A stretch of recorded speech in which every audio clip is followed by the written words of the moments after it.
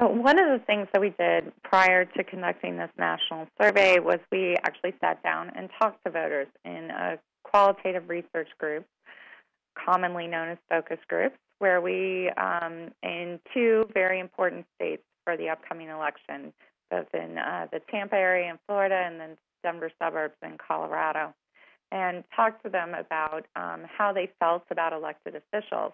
And you can see, this is just a smattering of the quotes that we heard, that one of the striking things was that they attributed much of their negative feelings about the direction of the country actually to how elected officials are acting and how they felt there was a lack of progress in terms of making progress on important issues in our country. And again, we heard that they felt things were too partisan, that people weren't willing to work across party lines, and that people needed to be more civil with each other.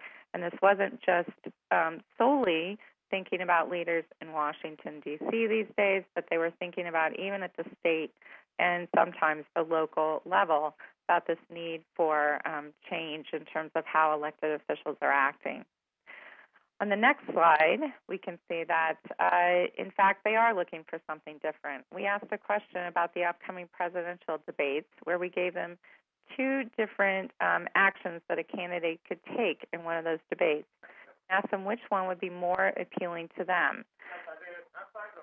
The candidate agreed with some part of his opponent's agenda and pledged to work across party lines to make it happen, or if a candidate pointed out a problem in his opponent's agenda, what he would do differently. By a 2-to-1 margin, they chose the one who would actually come across and agree with some part of his opponent's agenda and say, let's work together on this, let's make sure that happens. This was even more the case when we look on the next slide at those who are undecided about their vote for president. Is a shrinking number of voters, but is still significant, more than 1 in 10, who told us right now they could go either way on the presidential vote. And again, by an even wider margin, we see that 72% are telling us they prefer the candidate who takes this sort of unusual stance and agrees with some part of their opponent's agenda.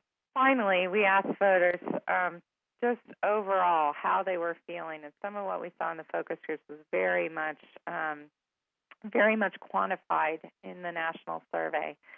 So we gave them the opportunity to choose two different emotions that they might be feeling about how elected officials act when dealing with the problems facing our country.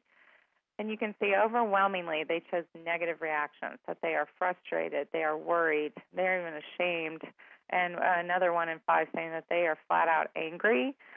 Any of the positive to neutral emotions that we provided was chosen by very, very few. So overwhelmingly, we found negative emotions, and that was true across party lines. On the next slide, you can see that whether we were talking to the strong Republicans, whether we were talking to independents, voters were overwhelmingly telling us that they were overwhelmingly negative in terms of how elected officials are acting these days. So again, really sort of quantifying much of the anecdotal evidence that we often hear in our research and that you all hear from voters across the country. So just to sum up what we found in this research, again, the overwhelming majority are negative in terms of how they're feeling. As we just saw, there's a significant lack of confidence, therefore, in elected officials' ability to solve the country's problems. That is particularly true in the middle of the political spectrum and those who are going to decide the upcoming presidential election. And they very much attribute their lack of confidence in how in elected officials' ability to solve those problems primarily to three things: this lack of civility that we see and that they talk about, and a lack of bipartisan cooperation, and their concern that elected officials are more interested in their own agenda rather than dealing with and representing their constituents. And by nearly a 2-to-1 margin, voters say they'd find it more appealing if a presidential candidate agreed with his opponent and pledged to work across party lines. So that is what we found in the research, and we'll hand it over back to Carolyn to talk with our speakers.